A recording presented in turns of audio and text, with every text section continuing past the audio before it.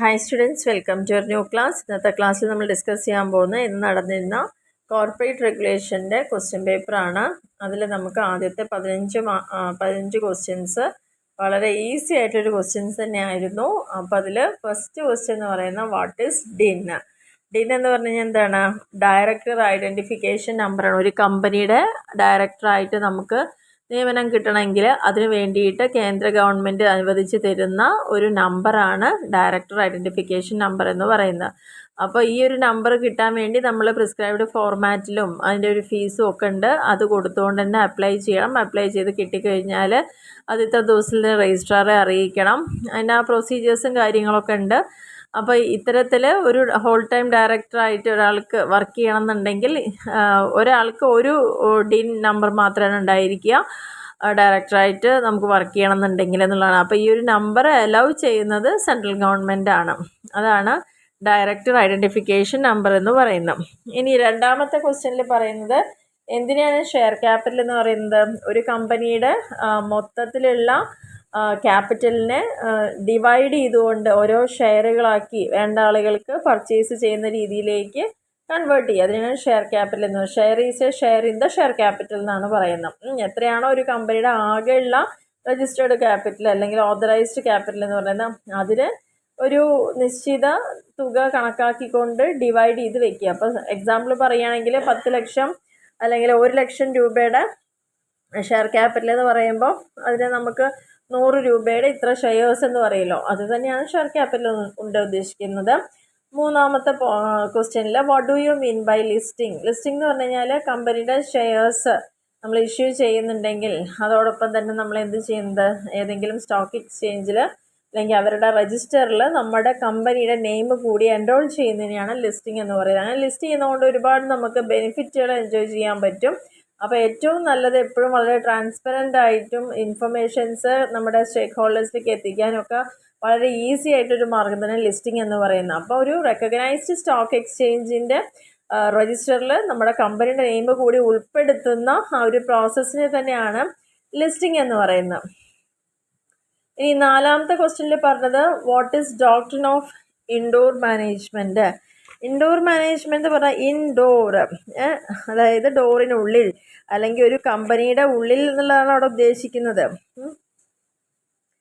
Indoor മാനേജ്മെൻറ്റിൽ പ്രധാനമായിട്ടും അതിൻ്റെ management affairs നമ്മൾ ചെയ്യാന്നുള്ളതാണ് അവിടെ പ്രധാനമായിട്ട് മീൻ ചെയ്യുന്നത്. ഇതിൽ നമ്മൾ ആദ്യം ഒരു കൺസ്ട്രക്റ്റീവ് നോട്ടീസ് എന്ന് പറയുന്നുണ്ട് ആർട്ടിക്കിൾസ് ഓഫ് മെമ്മോറാണ്ടത്തിൻ്റെ. അപ്പോൾ ഇതിൽ ഒരു എക്സെപ്ഷൻ അല്ലെങ്കിൽ അതിനുള്ളൊരു ലിമിറ്റേഷൻ ആയിട്ടാണ് പറയുന്നത്. ഈ ഒരു ഡോക്ട്രിൻ പ്രകാരം ഇന്റേണൽ പ്രൊസീഡിങ്സ് ഒരു കമ്പനിയുടെ ഒക്കെ എന്താ concerned outsiders dealing with the company can presume that everything has been regularly done. അതായത് പുറത്തുനിന്നുള്ള ഒരു വ്യക്തിക്ക് കൂടി കമ്പനിയുടെ ഇന്റേണൽ മാറ്റേഴ്സിൽ ഇടപെടാൻ പറ്റുക എന്നുള്ളതാണ് പറയുന്നത്. അല്ലെങ്കിൽ persons dealing with the company are presume to have read these documents. അല്ലെങ്കിൽ ആരാണോ കമ്പനിയുമായിട്ട് ഡീൽ ചെയ്യുന്ന അവർക്ക് ഇതെല്ലാം ഡോക്യുമെൻറ്റ്സ് എല്ലാം റീഡ് ചെയ്യാൻ സാധിക്കുന്നു എന്നുള്ളതാണ് പ്രത്യേകിച്ച്. They need not enquire into the regularity of internal proceedings. ഒരു കമ്പനിയുടെ ഇന്റേണൽ പ്രൊസീഡിങ്സിൻ്റെ റെഗുലാരിറ്റിയിലൊന്നും അവർ എൻക്വയറി ചെയ്യുന്നില്ല. They are entitled to assume that provisions of the articles have been complied with the company in its internal working. ഒരു കമ്പനിയുടെ internal വർക്കിങ്ങിനുള്ള provisions എന്താണോ ആർട്ടിക്കിൾസിൽ പറഞ്ഞിരിക്കുന്നത് അതുപോലെയെല്ലാം പോകുന്നുണ്ടോ എന്നത് ചെക്ക് ചെയ്യാൻ അവർക്ക് റൈറ്റ് ഉണ്ടെന്നുള്ളതാണ് പറയുന്നത്. Okay, those principle which exempt that outsiders dealing with the company from enquiring the regularity. സാധാരണ ഒരു പുറത്തുള്ള വ്യക്തികൾക്ക് കമ്പനിയുടെ ഇന്റേണൽ മാറ്റേഴ്സിൽ അല്ലെങ്കിൽ റെഗുലാരിറ്റിയിലൊന്നും അങ്ങനെ ചെക്ക് ചെയ്യാനൊന്നും പറ്റില്ല. പക്ഷെ ഇവിടെ ആ ഒരു എക്സംഷൻ കൊടുക്കുന്നു എന്നുള്ളതാണ് ഇൻഡോർ മാനേജ്മെൻറ്റിൻ്റെ പ്രത്യേകത എന്ന് പറയുന്നത്. ഇനി നെക്സ്റ്റ് ക്വസ്റ്റ്യൻ എന്ന് പറയുന്നത് who is A company secretary? Detail ആയിട്ട് തന്നെ വന്നൊരു ക്വസ്റ്റ്യൻ തന്നെ. ആരെയാണ് കമ്പനി സെക്രട്ടറി എന്ന് പറയുന്നത്? നമുക്കറിയാം company secretary is a principal officer responsible for secretarial and management of the business as per policy and instruction laid down by the companies act and board of directors. Companies act പ്രകാരവും board of ഡയറക്ടേഴ്സിൻ്റെ act പ്രകാരവും അതിൽ കൊടുത്ത instructions അല്ലെങ്കിൽ കമ്പനിയുടെ സെക്രട്ടേറിയലും മാനേജ്മെൻറ്റുമായിട്ടുള്ള കാര്യങ്ങൾ ചെയ്യാൻ ഉത്തരവാദിത്തപ്പെട്ട ആ ഒരു പദവി വഹിക്കുന്ന ആളെ തന്നെയാണ് കമ്പനി സെക്രട്ടറി എന്ന് പറയുന്നത്. നെക്സ്റ്റ് ക്വസ്റ്റ്യനിൽ sixth question, what is voluntary winding up? എന്താണ് വോളണ്ടറി വൈൻഡിങ് അപ്പ് എന്ന് പറഞ്ഞു കഴിഞ്ഞാൽ കമ്പനിക്ക് 2 തരത്തിൽ വൈൻഡപ്പ് ചെയ്യാം. ഒന്ന് നിയമപ്രകാരവും ഒന്ന് സ്വമേധയാലും. വോളണ്ടറി വൈൻഡിങ് അപ്പ് എന്ന് പറഞ്ഞാൽ ഇവിടെ എങ്ങനെയാണ്? By the members without interference of the tribunal. ഒരു കോടതിയുടെ ഇടപെടലും ഇല്ലാണ്ട് അതിലുള്ള മെമ്പേഴ്സ് തമ്മിൽ തന്നെ പറഞ്ഞ് ഒത്തുതീർപ്പാക്കിക്കൊണ്ട് വൈൻഡപ്പ് ചെയ്യാം. Of all the forms of winding up a company, voluntary winding up is far most common and popular form. ഏറ്റവും നല്ലൊരു പോപ്പുലർ ആൻഡ് കോമൺ ഫോമാണിത്. ഇതിൽ വോളണ്ടറി വൈൻഡിങ് അപ്പ് ആകുമ്പം കമ്പനിയും അതിൻ്റെ ക്രെഡിറ്റേഴ്സും ഒക്കെ left free settle their affairs without going to the court. ഒരു കോടതിയുടെ ഒരു ഇടപെടലും ഇല്ലാതെ തന്നെ അവിടുത്തെ കമ്പനി മെമ്പേഴ്സും ക്രെഡിറ്റേഴ്സും തമ്മിൽ പറഞ്ഞ് ഒത്തുതീർത്തുകൊണ്ട് അതിനെ എന്ത് ചെയ്യുന്നു? വൈൻഡപ്പ് ചെയ്യുന്നു എന്നുള്ളതാണ് പറയുന്നത്. ഓക്കെ, നെക്സ്റ്റ് 7ാമത്തെ question, what do you mean by perpetual succession? എന്തിനാ പെർപെച്വൽ സക്സഷൻ എന്ന് പറയുന്നത്? നമ്മളൊരു കമ്പനി എന്താണെന്ന് പറയുന്ന സമയത്ത് തന്നെ കുറച്ച് ഫീച്ചേഴ്സ് പറയുന്നുണ്ട് അല്ലേ കമ്പനിയുടെ. Company has perpetual succession and is independent of the life of its members എന്നാണ് പറയുന്നത്. അതായത് ആ കമ്പനി ഒരുപാട് കാലത്തേക്ക് നിലനിന്ന് പോകുന്നു. അതിൻ്റെ മെമ്പേഴ്സും അതും 2ആണ്. കാരണം ഒരു കമ്പനിയുടെ എക്സിസ്റ്റൻസ് എന്ന് പറയുന്നത് മെമ്പേഴ്സിലൂടെ മാത്രമല്ല എന്നുള്ളതാണ് പറയുന്നത്. കാരണം അതിലൊരു മെമ്പർ ആയിരിക്കുന്ന ഒരു വ്യക്തി മരിക്കുകയോ ഇൻസോൾവൻ്റ് ആവുകയോ ഒക്കെ ചെയ്യാം അല്ലേ. പക്ഷേ എന്നിരുന്നാലും കമ്പനിയുടെ പ്രവർത്തനങ്ങൾ നിലയ്ക്കുന്നില്ല, അത് മുന്നോട്ട് തന്നെ പോകുന്നു. There is A commentary for the justification of perpetual succession of A company എന്നാണ് പറയുന്നത്. പെർപെച്വൽ സക്സഷൻ എന്ന് പറഞ്ഞു കഴിഞ്ഞാൽ അതിൻ്റെ സ്റ്റെബിലിറ്റി അല്ലെങ്കിൽ long life to a company as compared to other forms of business organisation. മറ്റുള്ള ബിസിനസ് ഓർഗനൈസേഷനെ പോലെ തന്നെ അതിന് ലോങ് ലൈഫാണ് അവിടെ പറയുന്നത്. അതിൻ്റെ മെമ്പേഴ്സിന് എന്ത് തന്നെ സംഭവിച്ചാലും അതിന് നിലനിൽപ്പുണ്ട് എന്നുള്ളതാണ് പറയുന്നത്. ഓക്കെ, ഇനി 8ാമത്തെ പോയിന്റിൽ what is demat account? Demat account എന്ന് പറഞ്ഞു കഴിഞ്ഞാൽ നമ്മുടെ അക്കൗണ്ടിനെ എന്ത് ചെയ്യുക? എല്ലാം ഇലക്ട്രോണിക് മോഡിലേക്ക് മാറ്റുക എന്നുള്ളതാണ് പറയുന്നത്. അതായത് ഷെയർ സർട്ടിഫിക്കറ്റും കാര്യങ്ങളൊക്കെ ഉണ്ടെങ്കിൽ ഇപ്പോൾ ഷെയർ ഇഷ്യൂ ചെയ്ത് കിട്ടിക്കഴിഞ്ഞാൽ അതിനെയൊക്കെ അതിൻ്റെ ഫോം ഫിസിക്കൽ എക്സിസ്റ്റൻസ് ഇല്ലാതെ എല്ലാം ഇലക്ട്രോണിക് ഫോമിലേക്ക് പേപ്പർലെസ് ആയിട്ടുള്ളൊരു വർക്ക് ചെയ്യുന്ന ഇത്തരത്തിലുള്ള അക്കൗണ്ടിനെയാണ് ഡിമാറ്റ് അക്കൗണ്ട് എന്ന് പറയുന്നത്. ഇനി 9ാമത്തെ ക്വസ്റ്റ്യൻ്റെ, what do you mean by KMP? എന്താണ് KMP എന്ന് പറഞ്ഞു കഴിഞ്ഞാൽ? കീ മാനേജീരിയൽ പേഴ്സണൽ എന്നാണ് അതുകൊണ്ട് ഉദ്ദേശിക്കുന്നത്. അപ്പോൾ ആരാണ് ഈ കീ മാനേജീരിയൽ പേഴ്സണൽ എന്ന് പറയുന്നത്? അതായത് കമ്പനീസ് ആക്ട് 2013 പ്രകാരം ഇങ്ങനൊരു സ്ഥാനത്തിന് പ്രത്യേകത ഉണ്ട്. അതിൽ ആർക്കൊക്കെയാണ് ഈ KMP ആയിട്ടും വർക്ക് ചെയ്യാൻ പറ്റുന്നത് അല്ലെങ്കിൽ കീ മാനേജീരിയൽ പേഴ്സണലായി പറയുന്നത്? ഒന്ന്, chief executive officer, managing director or manager, കമ്പനിയുടെ secretary, whole time director, chief financial officer. പിന്നെ മറ്റുള്ള officers not more than one level below the directors who is whole time employment designated as key managerial personnel by the board and such other officers as may be prescribed. ഈ മുകളിൽ പറഞ്ഞിരിക്കുന്ന ഈ വ്യക്തികളെല്ലാം തന്നെയാണ് ഒരു കമ്പനിയുടെ key managerial പേഴ്സണലായിട്ട് ആ ലിസ്റ്റിൽ ഉൾപ്പെടുന്നത്. പ്രധാനപ്പെട്ട ചുമതല വഹിക്കുന്ന ആളുകളെ തന്നെയാണ് കീ മാനേജറിയൽ പേഴ്സണൽ എന്ന് പറയുന്നത്. ഇനി 10ാമത്തെ ക്വസ്റ്റ്യനിൽ പറഞ്ഞിരിക്കുന്നത്, what is irregular allotment of shares? എന്താണ് ഇർറെഗുലർ എന്ന് പറഞ്ഞാൽ? ഈ ഷെയർ അലോട്ട് ചെയ്യുന്നതിൽ ഒരു കോൺട്രവെൻഷൻ്റെ പ്രൊവിഷനിൽ, അതായത് അലോട്ട്മെൻറ്റ് ഇർറെഗുലർ ആവുന്നത് എപ്പോഴാണ്? ഏതൊക്കെ കേസിലാണ് അലോട്ട്മെൻറ്റ് ഇർറെഗുലർ ആവുന്നത്? അതിൽ കേസുകൾ പറയുന്നുണ്ട്. ഒരു കമ്പനി അതിൻ്റെ പ്രോസ്പെക്ടസ് ഇഷ്യൂ ചെയ്യാതിരിക്കുക. കമ്പനീസ് ആക്ടിൽ പറയുന്ന പബ്ലിക് ഇഷ്യൂ ചെയ്യുമ്പോൾ പ്രോസ്പെക്ടസ് വേണമെന്നാണ് അല്ലേ. അപ്പോൾ അത് അങ്ങനെ അല്ലാതെ ചെയ്യുക. Where minimum subscription has not been received, minimum subscription പോലും കിട്ടാതിരിക്കുന്നൊരവസ്ഥ. Where a copy of the prospectus has not been filed with registrar. ഇനി പ്രോസ്പെക്ടസിൻ്റെ ഒരു കോപ്പി നമ്മൾ രജിസ്ട്രാർക്ക് എപ്പോഴും ഫയൽ ചെയ്യണം. അത് ചെയ്യാതിരിക്കുന്നൊരു സമയത്ത് where the prospectus are issued in contravention of the prospect of section 26, അതായത് പ്രോസ്പെക്ടസിൻ്റെ പ്രധാനപ്പെട്ട കാര്യങ്ങൾ സെക്ഷൻ 26 പറയുന്നുണ്ട്. അതിന് എന്തെങ്കിലും ഒരു ബുദ്ധിമുട്ടുണ്ടാകുന്ന തരത്തിലുള്ള പ്രോസ്പെക്ടസ് ആയിരിക്കാം. Minimum subscription amount mention in the prospectus has not been received. അതിൽ മെൻഷൻ ചെയ്താലും അതൊന്നും റിസീവ് ചെയ്തിട്ടില്ല, അത് സ്പെസിഫൈ ചെയ്തിട്ടില്ല എന്നുള്ളത്. Minimum of 5% of the nominal value of shares has not been received by way of application money. നമ്മൾ എത്രയാണോ share issue ചെയ്ത് അതിൻ്റെ ഒരു 5% പോലും അതിൻ്റെ വാല്യൂ പോലും നമുക്ക് ആപ്ലിക്കേഷൻ മണിയായിട്ട് റിസീവ് ചെയ്യാതിരിക്കുക. Where the application money has not been kept in the schedule bank. നമുക്ക് കിട്ടുന്ന ആപ്ലിക്കേഷൻ മണീനെ നമ്മളൊരു ഷെഡ്യൂൾ ബാങ്കിൽ കീപ്പ് ചെയ്യാതിരിക്കുന്ന അവസ്ഥ. Condition as to listing of shares on recognised stock exchange is not observed. ഇനി ലിസ്റ്റിംഗ് ഓഫ് ഷെയർസ്, ഒരു recognised stock എക്സ്ചേഞ്ചിൽ നമ്മുടെ ഷെയർസ് ലിസ്റ്റ് ചെയ്യാതെ ഇരിക്കുന്നൊരവസ്ഥ.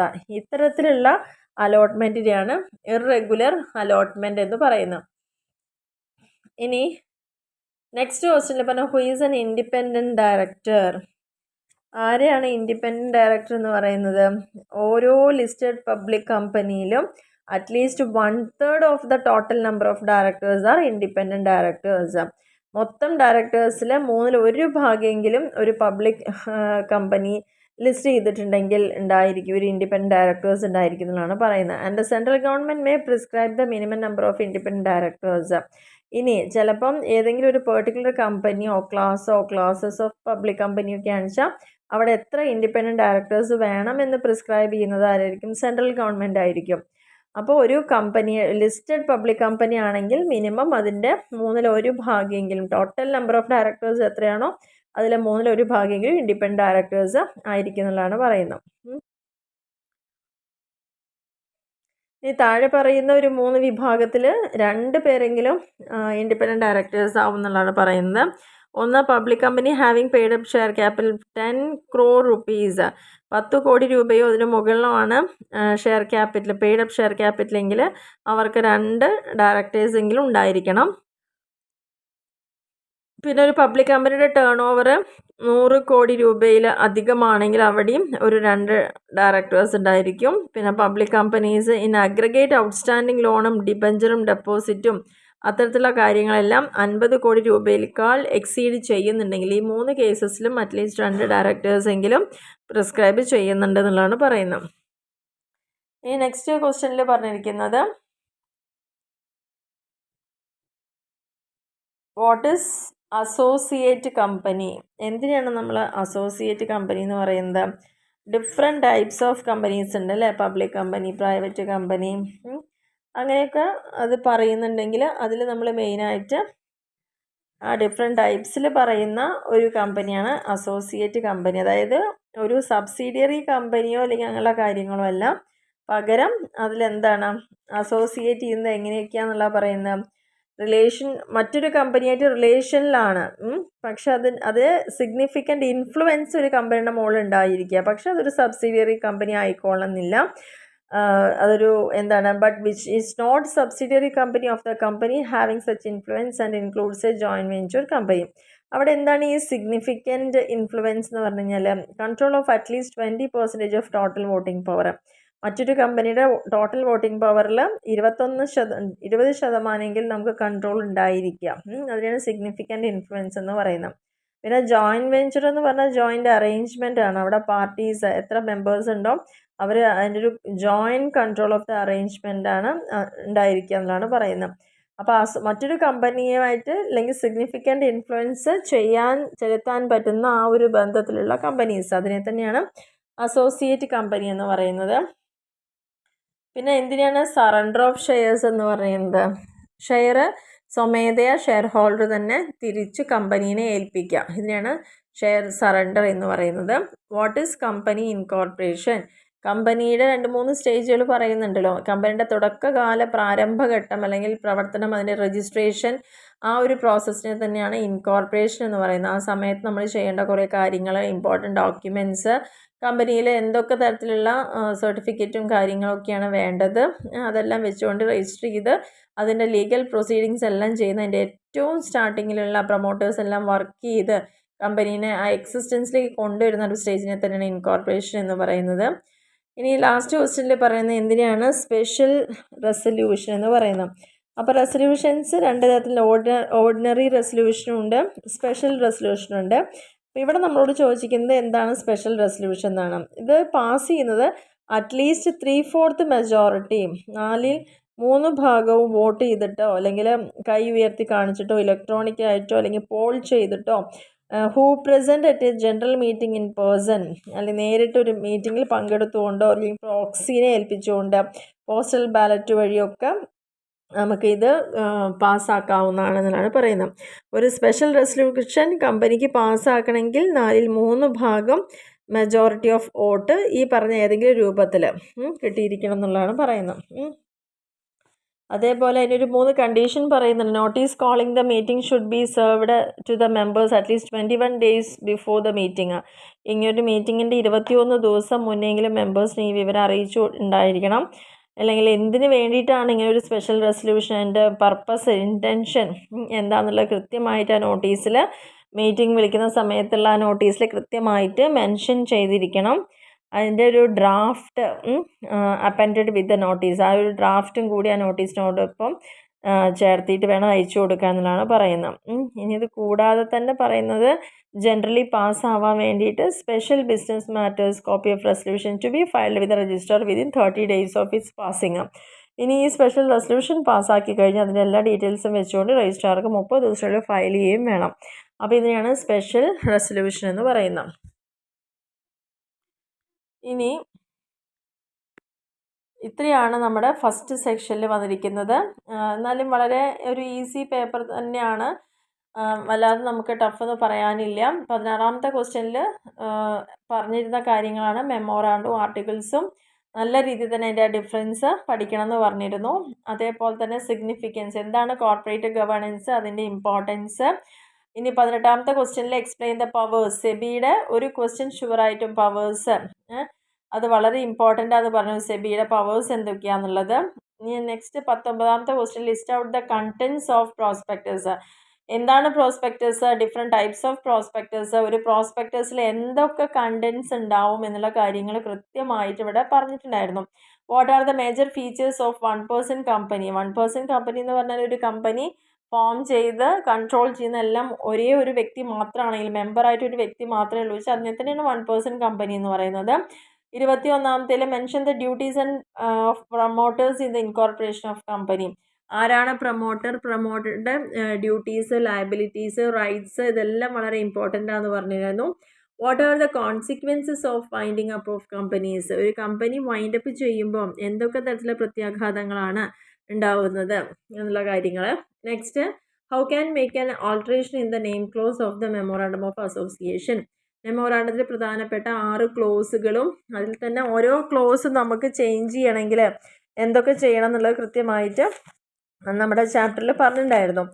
അപ്പോൾ ആ മെമ്മോറാണ്ടം അതിലെ ഓരോ ക്ലോസ്, നെയിം ക്ലോസും അതേപോലെ തന്നെ മറ്റുള്ള തരത്തിലുള്ള ക്ലോസുകൾ ചേഞ്ച് ചെയ്യും. ഇവിടെ നമ്മളോട് ചോദിച്ചിരിക്കുന്നത് നെയിം ക്ലോസിൽ മാറ്റം വരുത്തുകയെന്ന് വെച്ചാൽ അത് എത്രയും പെട്ടെന്ന് തന്നെ അത് രജിസ്ട്രാറെ അറിയിക്കുക എന്നുള്ള കാര്യങ്ങളൊക്കെയാണ് അതിൽ പ്രത്യേകിച്ച് പറയാവുന്നത്. ഡോക്യുമെൻ്റ് ഫയൽ ചെയ്യുന്ന സമയത്ത്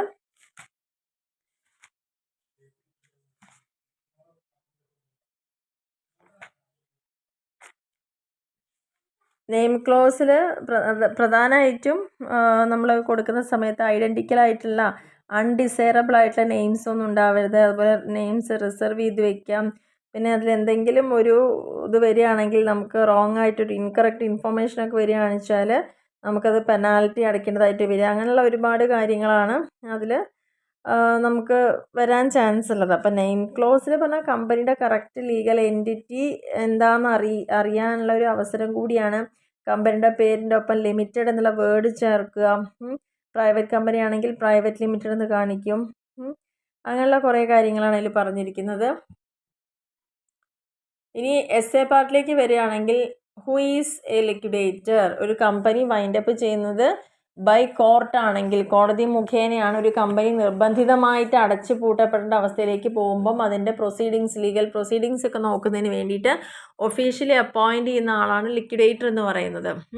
അപ്പോൾ ആരാണ് ലിക്വിഡേറ്റർ, എന്തൊക്കെ പവേഴ്സ് ആൻഡ് ഡ്യൂട്ടീസ് ഉണ്ട് ലിക്വിഡേറ്റർക്ക്, അതായത് കമ്പനിയുടെ കൃത്യമായിട്ടുള്ള അസറ്റുകൾ എന്താണ്, ലയബിലിറ്റീസ് എന്താണ്, ആർക്കൊക്കെ എത്ര കൊടുക്കാനുണ്ട്, എങ്ങനെയാണ് അതിൻ്റെ അസറ്റുകളെ വിറ്റുകൊണ്ട് അതിൻ്റെ ലയബിലിറ്റീസൊക്കെ പേ ഓഫ് ചെയ്യേണ്ടത് എന്നുള്ള കാര്യങ്ങളൊക്കെയാണ് അവരുടെ പവേഴ്സും ഡ്യൂട്ടീസിലും പെടുന്നതാണ്. ഇതെല്ലാം കഴിഞ്ഞതിന് ശേഷം എന്തെങ്കിലും ഒരു ബെനിഫിറ്റ് ഉണ്ടെങ്കിൽ വ്യക്തികളൊക്കെ ജീവിച്ചിരിക്കുന്നുണ്ടോ, അവരുടെ ലീഗൽ ഹെയർസിന് കറക്റ്റായി എത്തിപ്പെട്ടിട്ടുണ്ടോ, കൊടുക്കാൻ സാധിച്ചിട്ടുണ്ടോ, അതേപോലെ തന്നെ എല്ലാം കഴിഞ്ഞ് വല്ല മിച്ചമുണ്ടെങ്കിൽ അതിൻ്റെ മെമ്പേഴ്സിന് കൂടി ഷെയർ ഹോൾഡേഴ്സിന് കൂടി കൊടുത്ത് നല്ല രീതിയിൽ അതിനെ വൈൻഡപ്പ് ചെയ്യുക എന്നുള്ളത് തന്നെയാണ് ലിക്വിഡേറ്ററുടെ ഒരു കടമ എന്ന് പറയുന്നത്. പിന്നെ എന്തൊക്കെ ഡോക്യുമെൻറ്റ്സ് ആണ് കമ്പനി ഇൻകോർപ്പറേറ്റ് ചെയ്യുമ്പം ആവശ്യമുള്ളത്? പ്രധാനമായിട്ടുള്ള ഡോക്യുമെൻറ്റ്സ് എന്ന് പറയുന്നത് ഇതൊക്കെ മെമ്മോറാണ്ടോ ആർട്ടിക്കിൾസ് ഓഫ് അസോസിയേഷൻ തന്നെയാണ്. What are the different types of companies in ഇന്ത്യയിൽ ഏതൊക്കെ തരത്തിലുള്ള കമ്പനീസ് ഉണ്ട് എന്നുള്ളത്. Public company, private company, limited by guarantee, ആ ഡിഫറെൻറ്റ് ടൈപ്സ് വരുന്നുണ്ടല്ലോ കമ്പനീസിൻ്റെ. ഓണർഷിപ്പിൻ്റെ ബേസിസിലും നമ്പർ ഓഫ് മെമ്പേഴ്സിൻ്റെ ബേസിസിലൊക്കെ. അപ്പോൾ അത്തരത്തിലുള്ള കമ്പനീസ് മെയിനായിട്ട് kinds of company, different types എന്ന് പറയുന്നത് ഇത് തന്നെയാണ്. ഇൻകോർപ്പറേഷൻ്റെ ബേസിൽ ചാർട്ടേഡും സ്റ്റാറ്റ്യൂട്ടറി രജിസ്റ്റേർഡും, ലയബിലിറ്റിയുടെ ബേസിൽ ലിമിറ്റഡ് ബൈ ഷെയറും ഗ്യാരണ്ടിയും അൺലിമിറ്റഡും, നമ്പർ ഓഫ് മെമ്പേഴ്സിൻ്റെ കേസിൽ പ്രൈവറ്റ് കമ്പനിയും പബ്ലിക് കമ്പനിയും ഒക്കെ, 1 person കമ്പനി, അതൊക്കെ ഇതിൻ്റെ ഭാഗമായിട്ട് വരുന്ന കമ്പനീസ്. ഓണർഷിപ്പിൻ്റെ ബേസിൽ ഗവൺമെൻറ് കമ്പനിയും നോൺ ഗവൺമെൻറ് കമ്പനീസൊക്കെ, ബേസിസ് ഓഫ് കൺട്രോളിൻ്റെ ബേസിൽ holding company, subsidiary company, other forms of കമ്പനീസും ഇതിൽ വരുന്നുണ്ട്. പിന്നെ നാഷണാലിറ്റിയുടെ ബേസിൽ നാഷണൽ കമ്പനീസും ഫോറിൻ കമ്പനീസും, പിന്നെ small company, defunct company, dormant company, അങ്ങനെയുള്ള listed company, associate company, producer company, ഇതൊക്കെ ഇതിൻ്റെ ഡിഫറെൻറ്റ് ടൈപ്സ് ആണെന്നുള്ളത് തന്നെയാണ് പറയുന്നത്. അപ്പോൾ ഇതൊക്കെ എക്സ്പ്ലെയിൻ ചെയ്യുകയാണെന്ന് വെച്ചാൽ നല്ലൊരു എസ്സേ ക്വസ്റ്റൻ ആയിട്ട് തന്നെ മാറും. അപ്പോൾ മൊത്തത്തിൽ നമ്മുടെ കോർപ്പറേറ്റ് റെഗുലേഷൻ എന്ന് പറയുന്നത് നല്ല രീതിയിൽ തന്നെ പ്രസൻറ്റ് ചെയ്യാൻ പറ്റുന്ന ഒരു പേപ്പർ തന്നെയാണ്. വളരെ ഈസി ആയിട്ടുള്ള ക്വസ്റ്റ്യൻസുമാണ്. നമുക്ക് ഒരു പരിധി വരെയൊക്കെ ആർക്കും എഴുതാൻ പറ്റുന്ന ഒരു ക്വസ്റ്റ്യൻ പേപ്പർ തന്നെയാണ്. അപ്പോൾ എല്ലാവരും എക്സാം നല്ല രീതിയിൽ പ്രസൻറ്റ് ചെയ്തിട്ടുണ്ടാവും എന്ന് വിചാരിക്കുന്നു. അപ്പോൾ എപ്പോഴും പറയാറുള്ള പോലെ തന്നെ QTയുടെ ക്വസ്റ്റ്യൻസൊക്കെ, ഇമ്പോർട്ടൻറ്റ് ക്വസ്റ്റ്യൻസൊക്കെ അപ്ലോഡ് ചെയ്തിട്ടുണ്ട്. കാണാത്ത ആളുകളൊക്കെ ഒന്ന് പോയി കാണുക. അതേപോലെ തന്നെ ഇനി QTയുടെ ക്ലാസ്സസോ അതല്ലെങ്കിൽ കൃത്യമായിട്ടുള്ള ക്വസ്റ്റ്യൻ പേപ്പറോ അങ്ങനെയുള്ള കാര്യങ്ങളൊക്കെ ആണെങ്കിൽ അത് പ്ലേലിസ്റ്റിൽ നിങ്ങൾക്ക് പോയി കഴിഞ്ഞാൽ കിട്ടുന്നതായിരിക്കും. കൂടാതെ കമ്മ്യൂണിറ്റിയിൽ പോസ്റ്റ് ചെയ്യുന്നുണ്ട്, ക്വസ്റ്റ്യൻ പേപ്പേഴ്സ് എല്ലാം പോസ്റ്റ് ചെയ്തിട്ടുണ്ട്. അപ്പോൾ എല്ലാ തരത്തിലുള്ള സൗകര്യങ്ങളും ഉപയോഗപ്പെടുത്തുക. PDF അറ്റാച്ച് ചെയ്തിട്ടുണ്ട്. നിങ്ങൾക്ക് ആ ഒരു സബ്ജക്റ്റിൻ്റെ ഫസ്റ്റ് വീഡിയോൻ്റെ ഡിസ്ക്രിപ്ഷനിൽ പോയി കഴിഞ്ഞാൽ തന്നെ അതിൻ്റെ PDF കൂടി അവൈലബിൾ ആണ് കേട്ടോ. അപ്പോൾ അത് തിയറി മാത്രമായിട്ട് തന്നെയാണ് കാണിച്ചിരിക്കുന്നത്. അപ്പോൾ വളരെ പെട്ടെന്നൊന്ന് പഠിച്ചെടുക്കണം എന്നുള്ള ആളുകൾക്കൊക്കെ ആ PDF ഉപകാരപ്രദമാവും. അപ്പോൾ എന്തായാലും മാക്സിമം ലാസ്റ്റ് എക്സാം കൂടിയാണ്, ഒന്ന് യൂട്ടിലൈസ് ചെയ്യുക എല്ലാ അവസരങ്ങളും. നല്ല രീതിയിൽ തന്നെ എല്ലാവർക്കും എക്സാം എഴുതാൻ സാധിക്കട്ടെ. പിന്നെ അതേപോലെ തന്നെ എപ്പോഴും പറയാറുള്ള പോലെ തന്നെ സബ്സ്ക്രൈബ് ചെയ്യാതെ ചാനൽ ഒരുപാട് പേര് കാണുന്നുണ്ട്. അപ്പോൾ എന്തായാലും ഒന്ന് സബ്സ്ക്രൈബ് ചെയ്യുക, ലൈക്ക് ചെയ്യുക, ഷെയർ ചെയ്യുക, കമൻറ്റ് ചെയ്യുക, സപ്പോർട്ട് ചെയ്യുക. അപ്പോൾ നിങ്ങൾ ചെയ്യുന്ന അല്ലെങ്കിൽ ഈ വീഡിയോ നിങ്ങൾക്ക് ഇഷ്ടപ്പെടുകയാണെങ്കിൽ തീർച്ചയായിട്ടും ലൈക്ക് ചെയ്യാനും നിങ്ങളുടെ ഫ്രണ്ട്സിലേക്കൊക്കെ ഒന്ന് ഷെയർ ചെയ്ത് കൊടുക്കാനും കമൻറ്റ് ചെയ്യാനും ഒന്നും മറക്കല്ലേ. Okay, thank